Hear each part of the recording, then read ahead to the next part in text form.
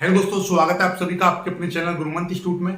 आज का ये जो वीडियो है आपकी मोस्ट डिमांडेबल टॉपिक को कंप्लीट करेगा, यानी कि CUET क्या होता है, ये क्या है, इसके द्वारा किस किस कॉलेज में एडमिशन मिलता है, यदि हमको 12th के बाद एक अच्छी कॉलेज में एडमिशन लेना है तो क्या करना पड़ेगा, कौन सा टेस्ट देना पड़ेगा, क्या सिलेबस रहेगा, नेगेटिव मार्किंग रहेगी या नहीं रहेगी, कितने क्वेश्चन आते हैं, कितना समय मिलता है, कहां कहां से क्वेश्चन आएंगे, ये सारी चीज इस वीडियो में कंप्लीट हो जाएगी। तो स्टार्ट करते हैं। ये देखिएगा, समझो सबसे पहली चीज देखिए, मैं आपको एक चीज बता दूं, CUET ये नया वाला है और CUCET ये पुराने वाला है। दोनों में क्या डिफरेंस है ये भी सीखेंगे, लेकिन उससे पहले समझो ये CUET है ना, जैसे कि आपने नीट का एग्जाम सुना होगा, जेईई मेंस का एग्जाम सुना होगा, इनको कौन कराता है? इनको कराता है NTA यानी नेशनल टेस्टिंग एजेंसी। ठीक है, तो ये CUET के एग्जाम को भी ये NTA ही कराएगा,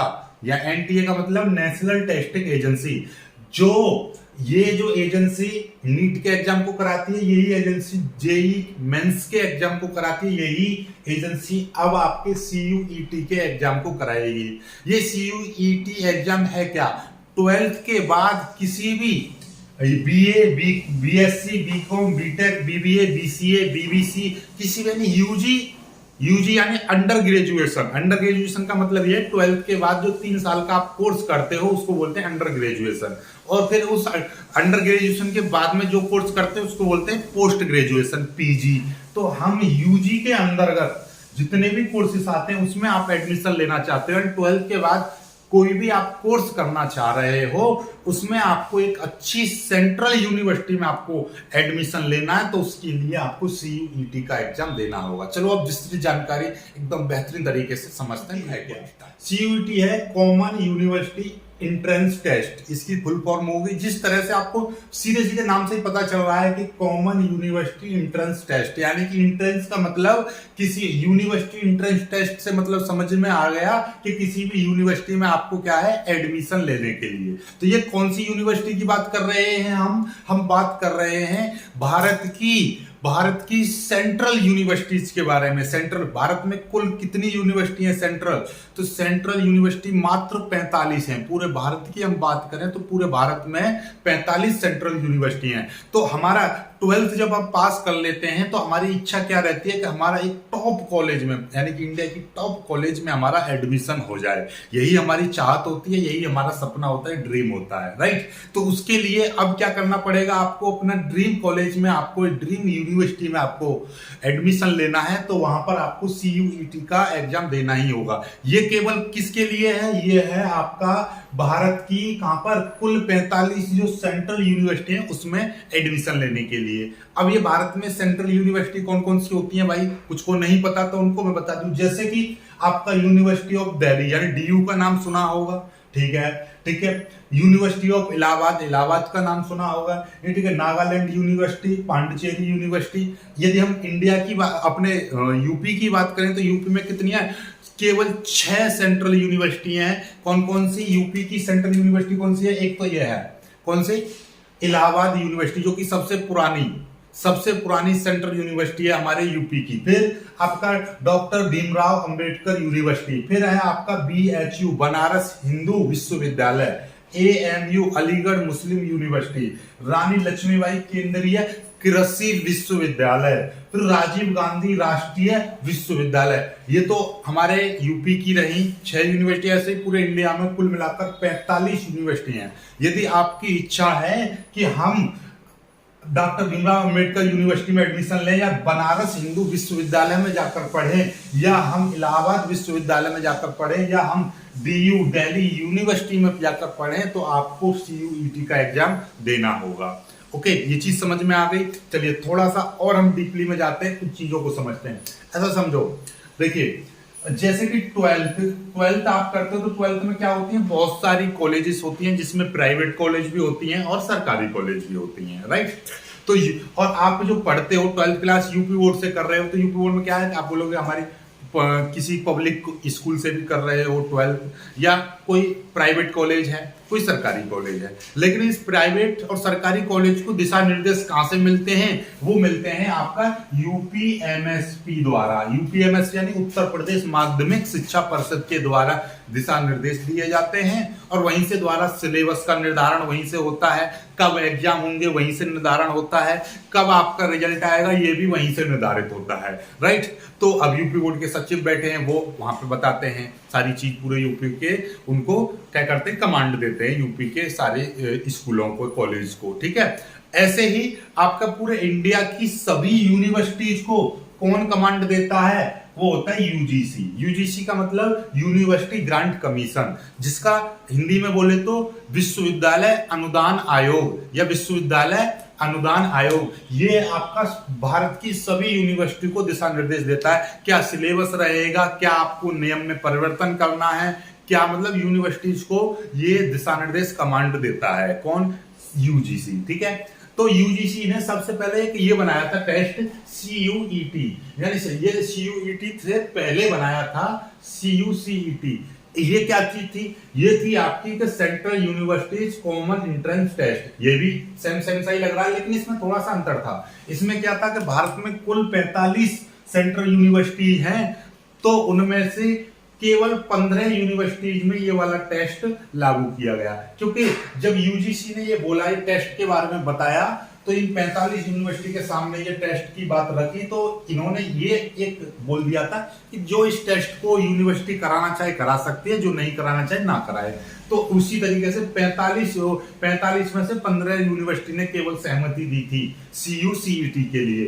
तो अब होता क्या था कि यानी कि कुछ इन 45 यूनिवर्सिटीज में से 15 यूनिवर्सिटी तो इस टेस्ट को फॉलो करने लगी, और बाकी की बची हुई कुछ यूनिवर्सिटी जैसे कि बनारस हिंदू विश्वविद्यालय, तो ये खुद का अपना टेस्ट कराती थी, यानी अपना एक एंट्रेंस टेस्ट होता था इसका, और यदि उसमें बच्चे का नंबर आ गए तो ये एडमिशन देती थी, अदरवाइज नहीं देती थी।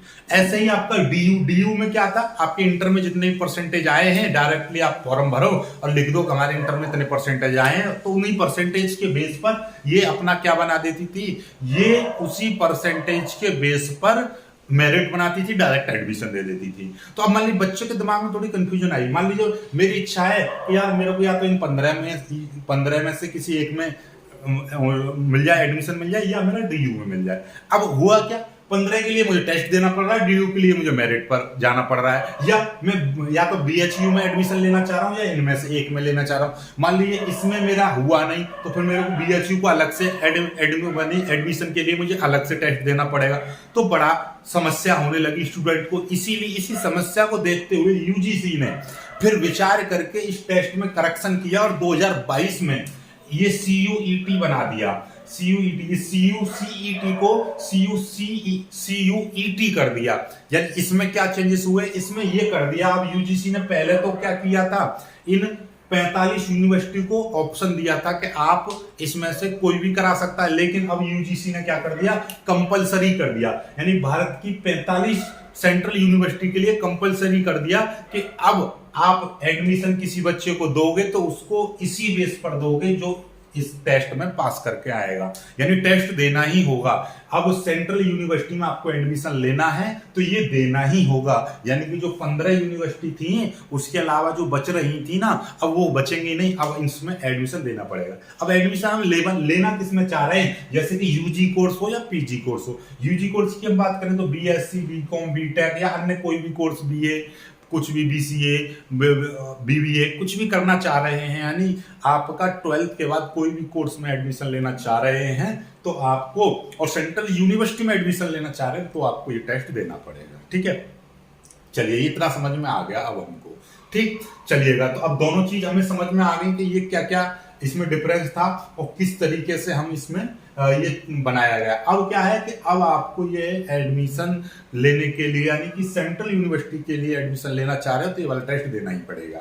चलिए अब इसमें पेपर पैटर्न की बात करते हैं, एलिजिबिलिटी की बात करते हैं। क्या है भाई ये टेस्ट, देखिए आपको पता ही है 12th पास होना चाहिए। कितने परसेंटेज, इसमें परसेंटेज की मान्यता है, बिल्कुल है। जैसे कि मान लीजिए 45% कम से कम आपके होने चाहिए, 45 से कम रहेंगे तो फिर आप ये टेस्ट में नहीं बैठ सकते हो। 45% हो, आपका एसटी ओबीसी और आपका SC ST OBC 45% और जनरल वाले 50% कम से कम आपके 12th में होने चाहिए, तभी आप ये टेस्ट में एलिजिबल हो, अदरवाइज नहीं हो। चलिए इसकी फीस की बात कर लेते हैं। ST वालों के लिए 550 रुपए एप्लीकेशन फीस है, SC वालों के लिए 600 रुपए फीस है और जनरल OBC के लिए आपको 650 से 700 रुपए फीस है। और जो फॉरेन कंट्री के यानी बाहरी कंट्री के यानी बाहरी देश के, ऐसा नहीं है कि इंडिया में बाहर के लोग नहीं पढ़ते हैं, बिल्कुल पढ़ते हैं। BHU में जाकर देखो, DU में जाकर देखो, बहुत ही विदेशी लोग उसमें पढ़ रहे हैं, तो उनके लिए 3000 रुपए फीस है एडमिशन फीस, यानी कि एडमिशन नहीं, इसकी CUT का जो फॉर्म भरोगे तो उस फॉर्म भरने की फीस 3000 है। ठीक है। Age limit, no age limit, क्योंकि पढ़ाई की कोई एज नहीं होती है, कभी भी आप पढ़ सकते हो। ठीक है, चाहे 70 साल की हो या 100 साल की एज हो, चाहे आपकी 10 साल की एज हो, पढ़ाई में कोई एज नहीं होती है, इसलिए एज की लिमिट, नो एज लिमिट। परीक्षा किस तरीके से होगी? परीक्षा कंप्यूटर बेस्ड टेस्ट होगा, CBT यानी कंप्यूटर बेस्ड परीक्षा होगी, आपकी कंप्यूटर पर परीक्षा होगी। राइट। चलिए, नेगेटिव मार्किंग है? बिल्कुल है जी साहब, नेगेटिव मार्किंग भी आपको मिलेगी। नेगेटिव मार्किंग रहेगी, किस तरह की नेगेटिव मार्किंग है कि सही प्रश्न पर आपको 5 अंक दिए जाएंगे और यदि गलत हो गया तो 1 अंक काट लिया जाएगा। समझ में आई बात, नहीं आई? यदि आपके 2 क्वेश्चन सही हैं और 1 क्वेश्चन गलत है तो आपको कितने नंबर मिलेंगे? 2 क्वेश्चन सही है 10 नंबर मिलेंगे, 1 क्वेश्चन गलत है तो आपका 1 नंबर काट लिया जाएगा, तो अब आपके 9 नंबर रहेगा। इतना सभी लोग जानते हैं। 1 नंबर आपका माइनस कर दिया जाएगा। यदि मान लीजिए आपके 2 क्वेश्चन सही हैं और 1 क्वेश्चन में आपने हाथ ही नहीं लगाया, यानी कि आपने ना तो सही किया ना गलत किया, तो आपका कोई नंबर ना तो घटेगा ना ही बढ़ेगा। समझ पाए बात को? चलिए, पेपर टाइप किस तरीके से रहेगा? पेपर टाइप में आपको 3 सेक्शन मिलेंगे। सेक्शन 1 में तो सेक्शन 1 को 2 भागों में बांटा गया है, सेक्शन 1A और सेक्शन 1B। सेक्शन 1A में आपको एक लैंग्वेज चुननी पड़ेगी और सेक्शन 1B में भी आपको एक लैंग्वेज चुननी पड़ेगी। लैंग्वेज चुनने का मतलब क्या है कि ये पहले उसमें आपको कैसी लैंग्वेज चुननी पड़ेगी? अपनी राज्य भाषा चुननी पड़ेगी। किस राज्य से हो आपका, उस राज्य की भाषा चुन लो, कोई दिक्कत नहीं है। इसमें आपको कुल मिलाकर कितनी लैंग्वेज मिलेंगी? 13 लैंग्वेज दी जाएंगी, उनमें से कोई भी एक लैंग्वेज चुन लेनी है और उसी पर आधारित प्रश्न आएंगे। दूसरी लैंग्वेज क्षेत्रीय लैंग्वेज इसमें दे रखी होंगी। ऐसा नहीं है कि आप यूपी में हो, किसी और राज्य की भाषा नहीं चुन सकते, बिल्कुल चुन सकते हो, आपकी इच्छा, कोई भी एक चुन लो। कुल मिलाकर बात यह है कि इसका मतलब यह है, जैसे मान लो केरल साइड का है, कोई तमिलनाडु साइड का है, तो तमिल बोल रहा है तो वो तमिल ले सकता है। ठीक है, तो इसका मतलब ये नहीं है कि उसको हिंदी इंग्लिश ही लेनी है, नहीं, कुछ भी ले सकते हो आप, आपकी इच्छा। इसमें 13 लैंग्वेज मिलेंगे, उनमें से एक चुननी है, राज्य भाषा होंगी। इसमें आपका 27, इसमें कितनी, सॉरी 19, इसमें 19 रहेंगी क्षेत्रीय भाषाएं, उनमें से कोई भी एक भाषा सुन सकते हो। तो कुल मिलाकर 2 भाषाएं होंगी, उन्हीं भाषाओं में से आधारित आपके प्रश्न आएंगे। प्रश्न कितने कितने आएंगे ये भी समझ लो। देखिए, सेक्शन 1 की यदि मैं बात करूं तो आपको 13 लैंग्वेज होंगी, राज्य भाषा, उनमें से कोई भी एक भाषा आपको चुननी है। और सेक्शन 1B की यदि हम बात करें तो उसमें 19 लैंग्वेज होंगी। कैसी लैंग्वेज है? क्षेत्रीय भाषा होगी, उनमें से एक भाषा चुननी है। इन दोनों भाषाओं में से मिलाके कुल मिलाकर 50 क्वेश्चन मिलेंगे आपको पेपर में, जिसमें से आपको 40 प्रश्न आपको करने हैं। 40 प्रश्न करने के लिए आपको 45 मिनट दी जाएंगी। कितनी? 45 मिनट दी जाएंगी। चलिएगा, सेक्शन दूसरा वाला सेक्शन क्या है? ये डोमेन सब्जेक्ट का। डोमेन सब्जेक्ट मतलब जैसे कि आप आर्ट साइड से हो तो आपको इतिहास, भूगोल, नागरिक शास्त्र ये सब्जेक्ट होंगे। यदि इंटर में हो तो आप उसमें PCM में हो तो फिजिक्स, केमिस्ट्री, मैथ होगा। यदि आपके पास में ZBC है, साइंस साइड से हो, ZBC है तो जियोलॉजी, बॉटनी, केमिस्ट्री होगी। तो इस तरीके से आपको जो डोमेन, जो आपका 12th में जो सब्जेक्ट्स थे वो वाले सब्जेक्ट होंगे। और इसमें कुल मिलाकर आपको कितने, इसमें आपके शायद 50 से 60 सब्जेक्ट होते हैं, या 27 के लगभग सब्जेक्ट होंगे, जिसमें से आपको चुनने हैं। और अप टू आपकी इच्छा है, ऐसा नहीं एक ही सब्जेक्ट चुनो, आपकी इच्छा है, आप 6 सब्जेक्ट तक चुन सकते हो। इसमें से 6 सब्जेक्ट, अप टू 6 सब्जेक्ट आप चुन सकते हो। राइट, 27 सब्जेक्ट होंगे, 27 में से आप 6 सब्जेक्ट तक चुन सकते हो। ठीक है, जैसे कि मैं PCM से मैंने पढ़ाई करी, मेरी इच्छा भाई मैं PCM से पढ़ाई करी है तो मैं कितने सब्जेक्ट चुन सकता हूँ? 6 सब्जेक्ट तक, 6 सब्जेक्ट। पर मेरी इच्छा नहीं है 6 सब्जेक्ट में, तो 5 सब्जेक्ट चुनूंगा जो मेरे PCM में थे। फिजिक्स, केमिस्ट्री, मैथ, हिंदी और इंग्लिश, 5 सब्जेक्ट चुन लिए। 5 में क्वेश्चन आएंगे। कितने क्वेश्चन आएंगे? टोटल मिला के कितने क्वेश्चन आएंगे आपके 50 क्वेश्चन आएंगे, जिसमें से कितने 40 करने हैं, टोटल मिला के 45 मिनट मिलेंगे। ओके चलिएगा। सेक्शन 3 कौन सा रहेगा? जीटी। जीटी का मतलब क्या है भाई? जनरल टेस्ट रहेगा। जनरल टेस्ट का मतलब कितना है? जनरल टेस्ट में आपको जीके भी मिलेगी, करंट अफेयर भी मिलेगी, न्यूमेरिकल एबिलिटी यानी कि आपका छोटे छोटे प्रश्न भी मिलेंगे जो अंकगणित के आते हैं कंपटीशन में, रीजनिंग के क्वेश्चन भी आएंगे, यानी कुल मिलाकर बात है लॉजिकल रीजनिंग। जनरल टेस्ट है जैसे कि आपका यूपी पुलिस, दिल्ली पुलिस में से देते हैं, तो उसी लेवल का हल्का सा टेस्ट आएगा, जिसमें से 2-4 क्वेश्चन करंट अफेयर के रहेंगे, 2-4 क्वेश्चन जीके के रहेंगे, 2-4 क्वेश्चन न्यूमेरिकल एबिलिटी के रहेंगे, 2-4 क्वेश्चन रीजनिंग के रहेंगे। तो कुल मिलाकर बात की जाए तो इसमें से आपको 75 क्वेश्चन, इसमें कितने 75 क्वेश्चन दे रखे होंगे, 75 में से 60 क्वेश्चन करने हैं और 60 ही मिनट आपको मिलेंगी। पेपर पैटर्न के बारे में भी आप लोग समझ गए हो किस तरीके से पेपर पैटर्न आएगा, समझ में आ गई बात। चलिएगा, अब आपका क्या बचता है? कुछ भी नहीं बचता, बाकी सारी चीज हो चुकी है, पेपर पैटर्न आपको समझ में आ गया। ठीक है, आप एक बार मैं फिर से आपको बता दे रहा हूं, जो भी स्टूडेंट इसमें एडमिशन लेना चाह रहा है, यानी कि आपका सेंट्रल यूनिवर्सिटी में एडमिशन लेना चाह रहा है, तो वो इसको जरूर इस टेस्ट को दे, और देना ही पड़ेगा। ठीक है, और इसका एक और फायदा है। एक फायदा क्या है कि ऐसा नहीं है, जैसे मान लीजिए आप स्टेट यूनिवर्सिटी में टेस्ट लेना चाह रहे हो, जैसे कि आप यूपी के हो, चौधरी चरण सिंह यूनिवर्सिटी में टेस्ट लेना चाह रहे हो, चौधरी चरण सिंह यूनिवर्सिटी में टेस्ट लेना चाह रहे हो, तो आपको क्या है कि जैसे कि आपने सीयूईटी का परीक्षा दी और इसमें आपके अच्छे नंबर आए, ठीक है, फिर आपका मन बिगड़ गया या आपकी इच्छा नहीं हुई कि मुझे सेंट्रल यूनिवर्सिटी में टेस्ट लेना, एडमिशन लेना है किसी कारण से, तो आप क्या चाहोगे? यदि आप उसमें किसी अपनी स्टेट की यूनिवर्सिटी में एडमिशन लेना चाह रहे हो, जैसे कि चौधरी चरण सिंह यूनिवर्सिटी, तो उसमें सीयूईटी में जो नंबर आए उनके बेस पर भी आपका एडमिशन हो जाएगा, घबराने की जरूरत नहीं है, इसके फायदा भी है। ठीक है, डायरेक्टली आपका एडमिशन भी हो जाएगा इसके नंबर के बेस पर। ठीक है, आई होप कि आपको ये जानकारी पसंद आई होगी, और हाँ ठीक है, तो ये जानकारी बहुत ज्यादा अच्छी लगी होगी, उम्मीद करता हूं। तो वीडियो पसंद आया, लाइक करना, शेयर करना, चैनल को सब्सक्राइब जरूर कर लीजिएगा। जय।